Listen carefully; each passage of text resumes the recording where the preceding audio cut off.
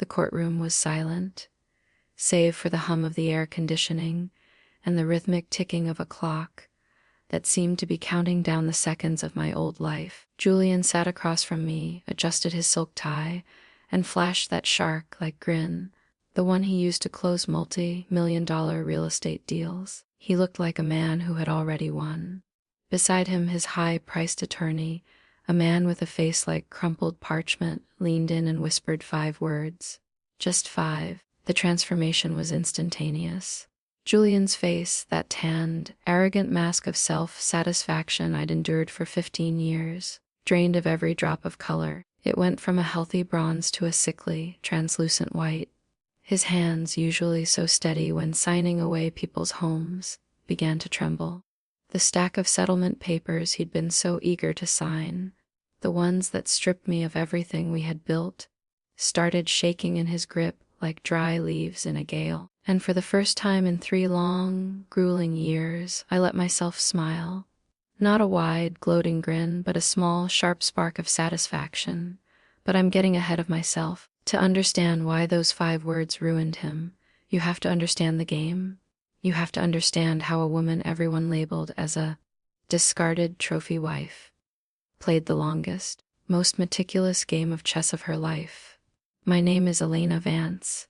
I'm 36 years old, and until 90 days ago, I was the silent engine behind Julian Thorne's empire. 15 years.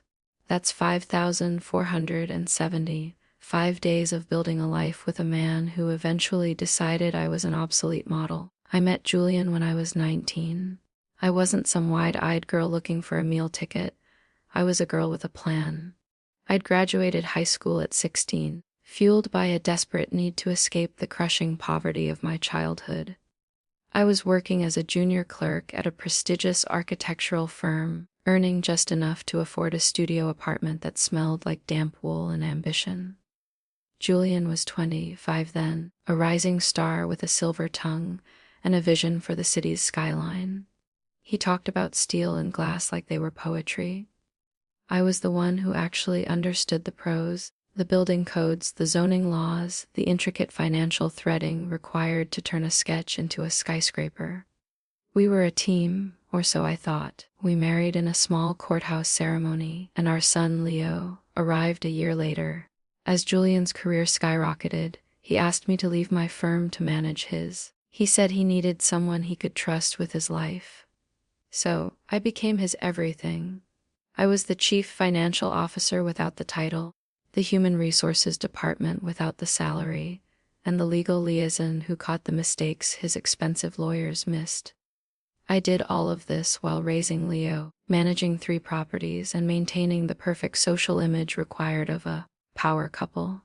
The shift happened slowly, then all at once.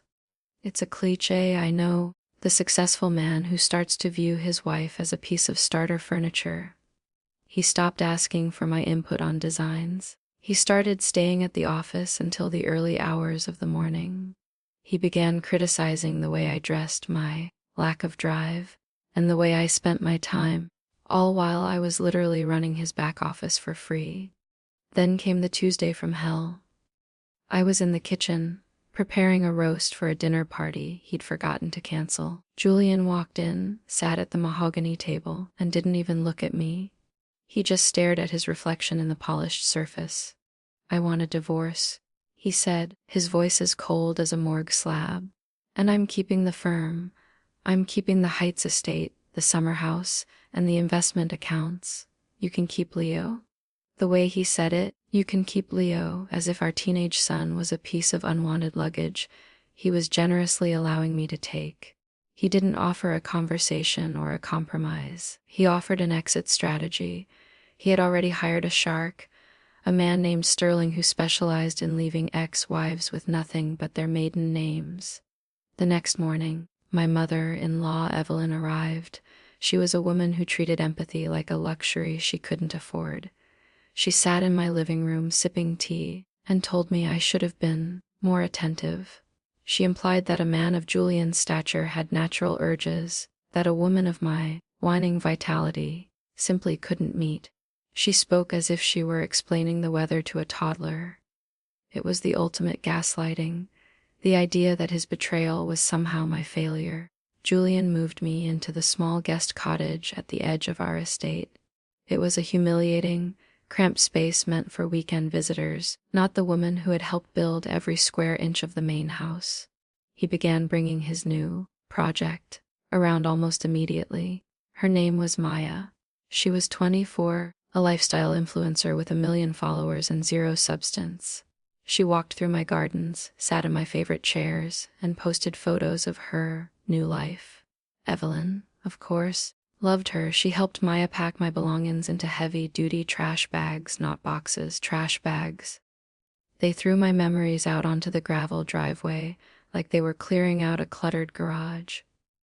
They kept the jewelry Julian had gifted me over the years, claiming they were family heirlooms or business investments.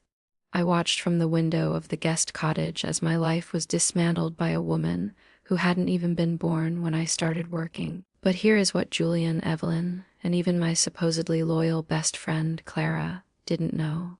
3 years ago, I found a digital paper trail. It started with a simple discrepancy in the firm's quarterly taxes. I dug deeper, thinking it was a clerical error. What I found was a cavern of rot. Julian hadn't been building an empire, he'd been building a facade. To fund his high roller lifestyle, the private jets, the gambling trips to Macau, the offshore accounts for women I didn't know, he had leveraged everything. The Heights estate, it had 4 separate mortgages on it. The business, it was floating on a sea of high-interest predatory loans. He had even dipped into the employee pension fund to cover a margin call on a failed crypto mining venture. Julian looked rich, but in reality, he was a ghost inhabiting a golden shell. We weren't just broke, we were millions of dollars in the red. My first impulse 3 years ago was to scream, to confront him, to demand he fix it. But I knew Julian. If I told him I knew, he'd find a way to pin the blame on me. He'd make me the fall guy for the financial fraud. So, I did something different. I became the most patient woman on earth. I started quietly moving my own money. My grandmother had left me a small inheritance years ago that I'd never touched. I moved it into a blind trust for Leo. I took my old 401k from my first job and rolled it into a protected account. I worked with an old contact from my clerk days, a man named Silas who specialized in invisible accounting. Together, we documented every single one of Julian's illegal transfers, every hidden debt, and every forged signature. For 3 years, I played the part of the dutiful, oblivious wife. I smiled at his parties. I signed the documents he shoved in front of me, but only after making sure I was signing for assets, never for liabilities. I let him think he was a genius and I was just his assistant. I waited for him to reach the point where his ego would finally outweigh his caution. That point was the divorce. When Julian demanded everything, he didn't realize he was demanding the debt. He saw the beautiful houses and the prestigious firm name. He didn't see the lions, the back taxes, and the impending lawsuits from unpaid contractors. He was so blinded by his desire to win and impress Maya that he didn't even bother to read the fine print of his own destruction. I hired a lawyer named Lydia. She was the opposite of sterling. She didn't wear designer suits or drive a car that cost more than a house. She was a quiet woman with a mind like a steel trap. I handed her 3 years of meticulously organized binders. When she finished reading them, she looked at me with a mixture of horror and profound respect. "You've been living in a house of glass for 3 years," she whispered. "I was just waiting for him to pick up the hammer," I replied. During the mediation phase, I played the victim perfectly, I cried. I begged for just a little more in the settlement, knowing Julian would refuse. I made him feel powerful by letting him, Dina, me the house and the business. I acted like a woman who was losing her soul, while in reality, I was shedding a skin of debt that would have strangled me for the rest of my life. I asked for a modest cash settlement, $50,000, and full custody of Leo. Julian laughed. "Fine," he said. "Take the kid and the pocket change. I'll keep the empire." He thought he was being generous. He thought he was throwing me a bone. The morning of the final hearing arrived. Julian showed up with Maya on his arm, even though she wasn't supposed to be there. She was wearing a dress that cost more than my car, looking bored and entitled. Evelyn sat in the back, looking like a queen presiding over execution. We sat at the long mahogany table in the judge's chambers. Julian signed the final papers with a flourish, his signature a jagged, arrogant scribble.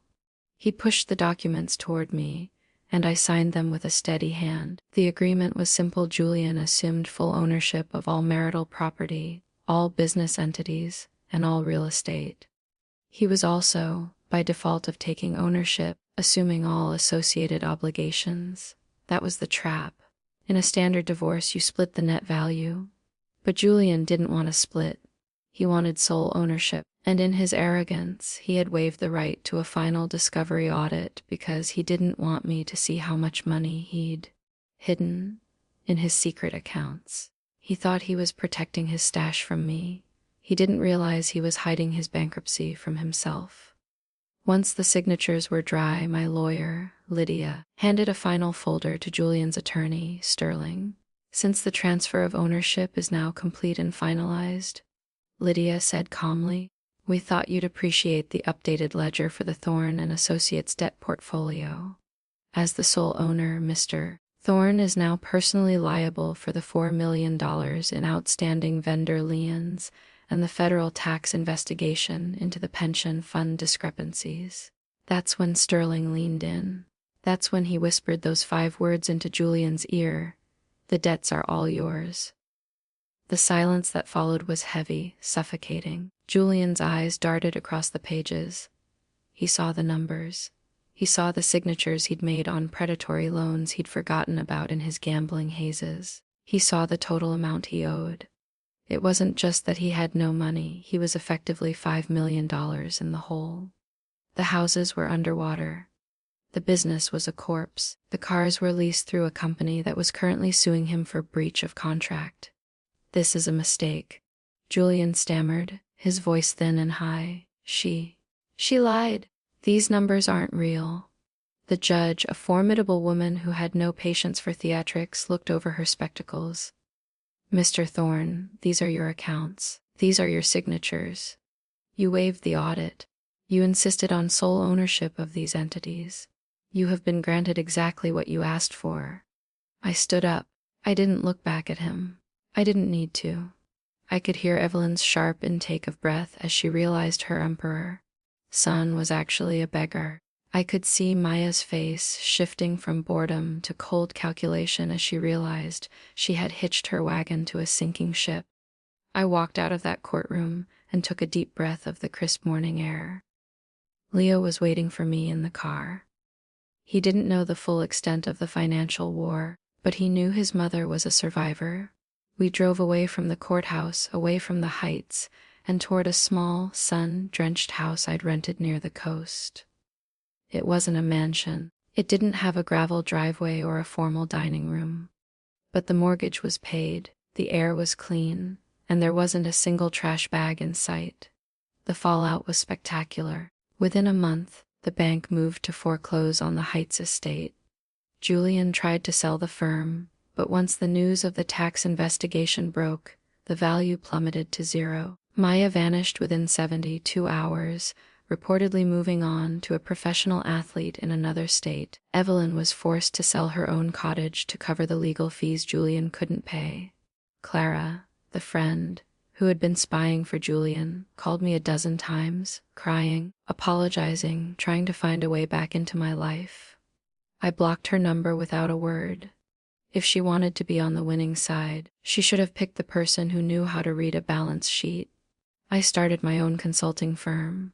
No grand offices, no silk ties, just me, a laptop, and a reputation for being the woman who sees the details everyone else misses. I called it the second act. Business is booming. 6 months after the divorce, I was sitting on my porch, watching the sunset over the water. My phone buzzed. It was a message from an unknown number. I have nothing. The message read, "You ruined me." I didn't reply. I didn't need to. Julian hadn't been ruined by me. He had been ruined by the person he valued most, himself. He had spent 15 years thinking he was the smartest person in the room, never realizing that the woman in the corner was the one holding the room together. I set the phone down and watched Leo throw a ball for the dog we'd adopted. The sun dipped below the horizon, painting the sky in shades of violet and gold. For the first time in my life, I wasn't managing a vision or building an empire. I was just living. And let me tell you, it's a much better way to spend a Tuesday. But the story doesn't quite end with a sunset. Life isn't a movie, and the echoes of a 15-year war don't just vanish.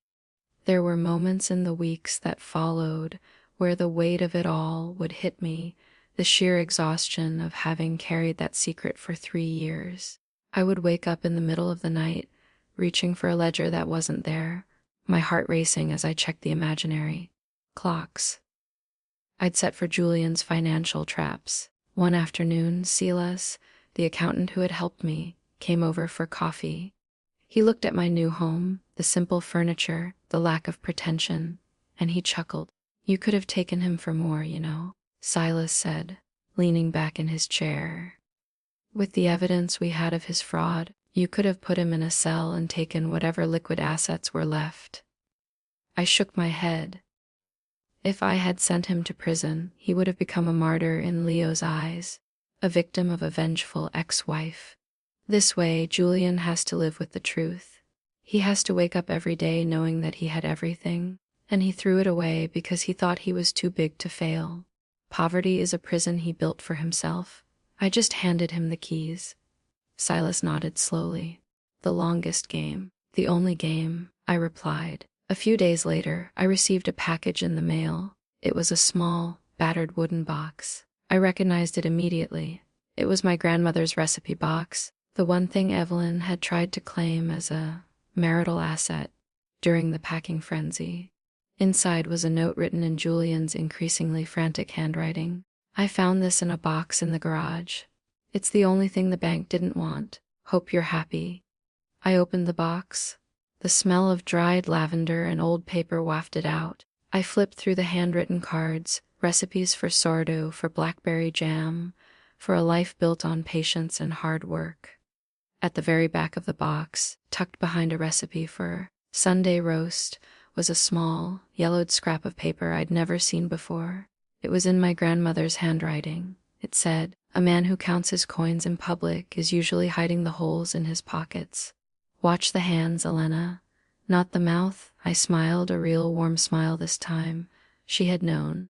Even back then, when I was a teenager bringing a charming young architect to her house for dinner, she had seen the flicker of the man he would become. She had tried to tell me, but some lessons have to be lived to be learned. I took the box into my kitchen, my sage green kitchen, the one I had painted myself. I placed it in the center of the counter. It was the most valuable thing I owned. Leo walked in then, smelling like salt air and teenage energy. He looked at the box, then at me.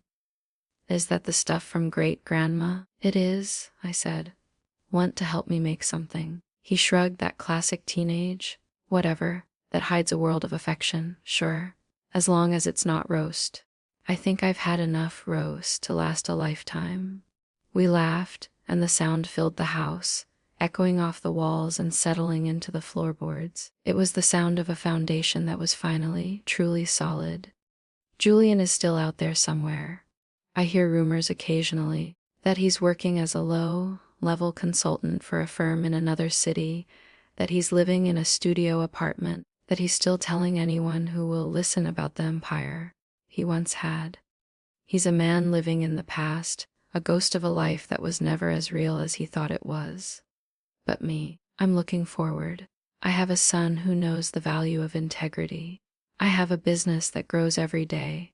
And most importantly, I have the silence of a house that belongs to no one but me. The 5 words that ruined Julian Thorne were just the beginning. The real story is the thousands of words I've written since, the words of a woman who finally learned that the most powerful thing you can ever be is underestimated. As the months turned into a year, the second act became more than just a consulting firm. It became a sanctuary. I started taking on clients who weren't just business owners, but women who found themselves in the same position I had been in, overlooked, undervalued, and standing on the edge of a cliff they didn't know was there. I became the person I had needed 3 years ago. One evening, a woman named Sarah sat across from me in my home office. She was trembling, holding a stack of papers that her husband had told her were just standard procedure. I looked at the documents and saw the familiar patterns, the hidden debts, the leveraged assets, the subtle shifts in ownership. I leaned in, not as a shark, but as a sister. "Don't cry," I said softly, pushing a box of tissues toward her. "And don't confront him. Not yet, we're gonna play a game." She looked up at me, her eyes red and fearful. "A game? I don't know how to play games, Elena. I just want my life back." I smiled, and for a moment I saw the ghost of my grandmother in the reflection of the window. "You don't want your old life back, Sarah," I told her. "Trust me.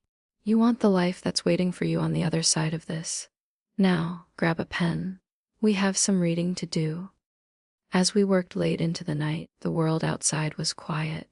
The ocean waves whispered against the shore, a steady, eternal rhythm that reminded me that everything changes, everything evolves, and nothing, not even the most glittering empire, is permanent.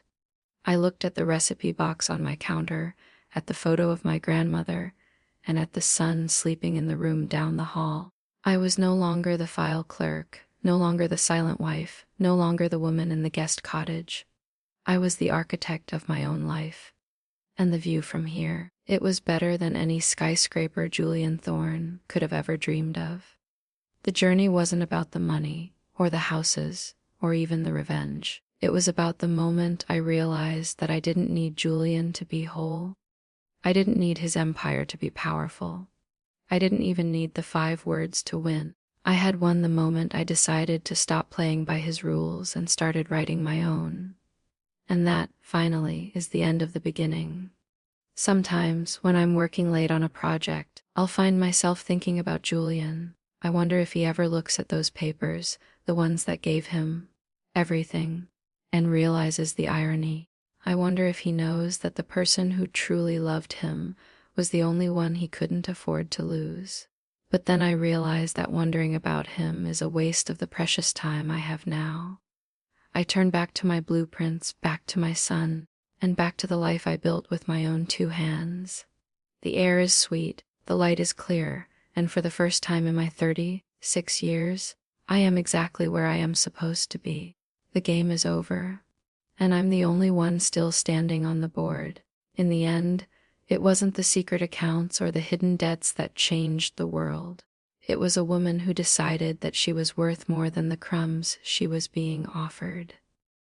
It was the realization that you can lose everything and still have everything that matters. I looked out at the water one last time before turning off the lights. The tide was coming in, erasing the footprints on the sand, preparing the beach for a brand new day. And just like the tide, I was ready for whatever came next. No more secrets, no more shadows, just the open road and the strength to walk it. And to anyone else out there, sitting at a kitchen table, feeling the walls close in, just remember, watch the hands, not the mouth. And never, ever let them see you coming. The longest game is always the one you play for yourself. The morning after Sarah's visit, I felt a peculiar sense of lightness. It was the kind of feeling you get after finishing a marathon, where your muscles ache but your spirit is soaring. I realized then that my mission wasn't just about my own survival anymore. It was about creating a legacy of resilience. I started a scholarship for young women in architecture and finance, named after my grandmother. I wanted to ensure that no girl ever felt she had to choose between her ambition and her security. I wanted them to know that they could be the visionary and the builder, the dreamer and the bookkeeper. Leo graduated from high school with honors. He chose to study environmental law. I want to protect the things that can't protect themselves, he told me on graduation day.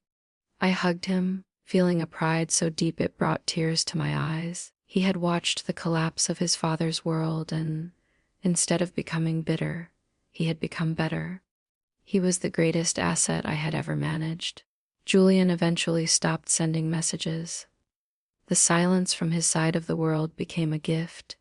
I heard from a mutual acquaintance that he had moved back in with Evelyn, living in a small apartment that smelled of mothballs and regret.